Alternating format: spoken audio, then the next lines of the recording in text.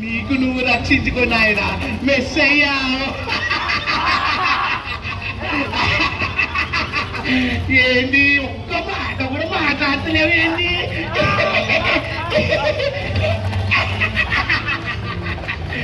ఈయన ఒక్క మాట మాట్లాడతలేడు. ఈయన రాజట రాజు.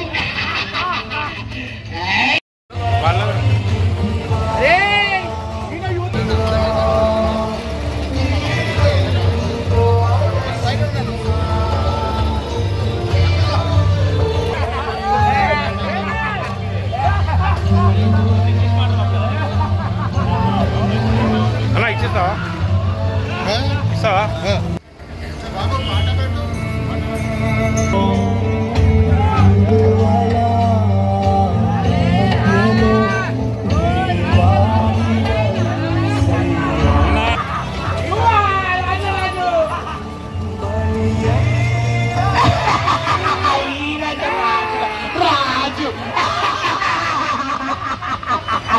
ఏమినాయనా నువ్వు రక్షించుకోక మమ్మల్ని కొడుతుంటే కూడా ఏమటలేవు.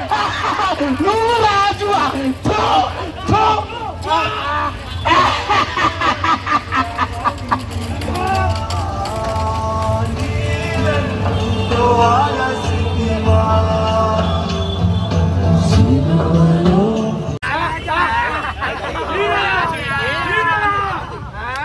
అమ్మా ఈయన రాజా నీకు రాజా. హలో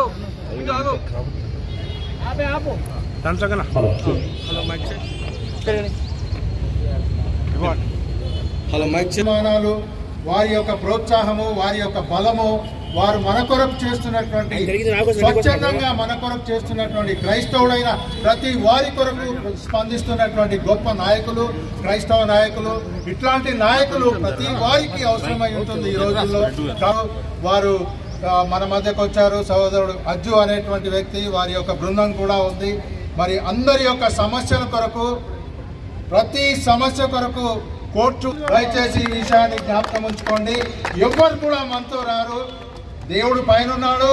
ఆయన యొక్క సహాయము, ఆయన తన దాసుని నిలబెట్టి పనులు చేయిస్తున్నాడు కాబట్టి దాసుని ప్రతి విషయంలో వాడుకుంటున్నారు. మన కొరకు స్వరాన్ని విప్పి మన భారత ప్రభుత్వానికి మన సమస్యల్ని తెలియజేస్తున్నాడు కాబట్టి వారి యొక్క సేవ, వారి యొక్క త్యాగము, వారి యొక్క పనులన్నీ కూడా మేము అభినందిస్తున్నాము. వారిని మాట్లాడవలసి ప్రభు బిడ్డలందరికీ, హిందూ, ముస్లిం, క్రైస్తవ లోకానికి 2025 సంవత్సరాల క్రిందట యేసు ప్రభు వారు ఈ లోకానికి వచ్చి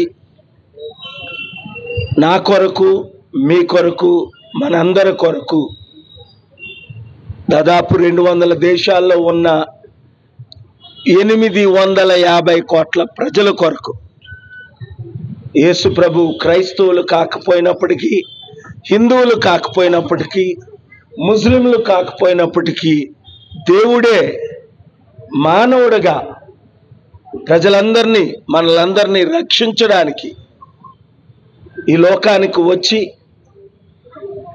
33.5 సంవత్సరాలు జీవించి ఆయన చెప్పిన ప్రకారమే శిలువపై ఎక్కి మన అందరి కొరకు ప్రాణము పెట్టి రక్తము కార్చి చిందించి, ఇగో నేను మరలా 3 రోజుల తర్వాత లేస్తానన్నారు. మరలా 3 రోజుల తర్వాత ఆయన లేచి 542 మందికి కనిపించి శిష్యులతో మీరు సర్వలోకానికి వెళ్ళి సర్వ సృష్టికి, కులాలకు, మతాలకు, ప్రాంతాలకు అతీతంగా నేను వచ్చాను, ప్రాణం పెట్టాను, రక్తము కార్చాను, నా ద్వారా మీకు రక్షణ, మనస్సుకు నెమ్మది, శరీరానికి ఆరోగ్యం, ఆత్మకి శాంతి, చనిపోయిన తర్వాత నాతో పాటు లక్షల కోట్ల సంవత్సరాలు మీరు పరలోక రాజ్యానికి వెళ్ళాలి అంటే యేసు నా రక్షకుడు, నా ఏకైక రక్షకుడని మీరు మనసులో హృదయంలో నమ్మి మనస్ఫూర్తిగా మీరు కోరుకోవాలని చెప్పిన వాక్యాలు ఈరోజు 850 కోట్లలో దాదాపు 300 కోట్ల ప్రజలు ప్రభువును అంగీకరించారు. ఇంకా అంగీకరించిన వారు అపార్థం చేసుకోకుండా, మతంలో కలమని నేను చెప్పట్లేదు, ఏ మతం కూడా స్వర్గానికి తీసుకెళ్దు. మతాలు మనల్ని విభజిస్తాయి.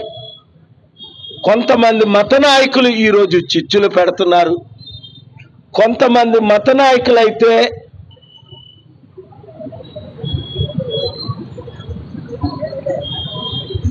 నిన్ను చంపుతాం, నిన్ను నాలుగు కోసేస్తామని ప్రవీణ్ లాంటి వాళ్ళు జడిపించినప్పటికీ ఆ పాస్టర్ ప్రవీణ్ ప్రాణానికి తెగించి ప్రభు వాక్యాలు ఆయన చెప్పారు. అయితే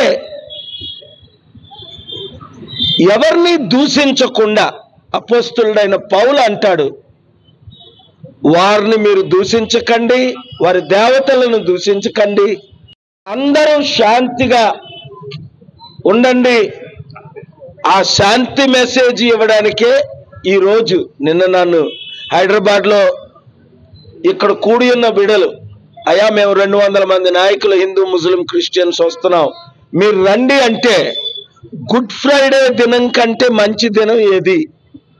యేసు ప్రభు చనిపోయిన దినం కంటే మంచి దినం ఏది?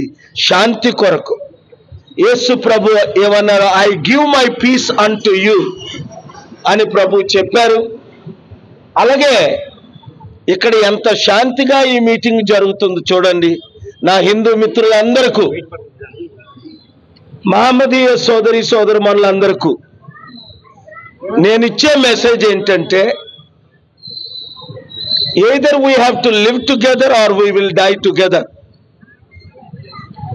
Peace is the path. ఎవరి నమ్మకాన్ని రాజ్యాంగం ప్రకారం మనం ప్రకటించుకోవచ్చు.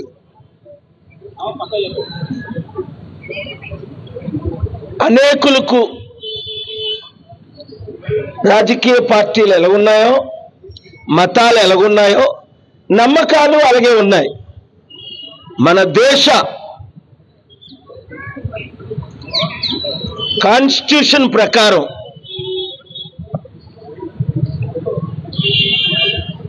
ఆర్టికల్ 25 ప్రకారం మన నమ్మకాన్ని మనం ఇతరులతో షేర్ చేసుకోవచ్చు.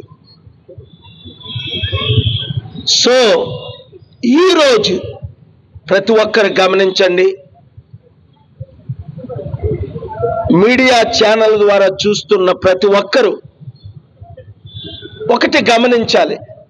ముఖ్యంగా మన తెలుగు రాష్ట్రాల్లో, మన దేశంలో ఉన్న శాంతి భద్రతలను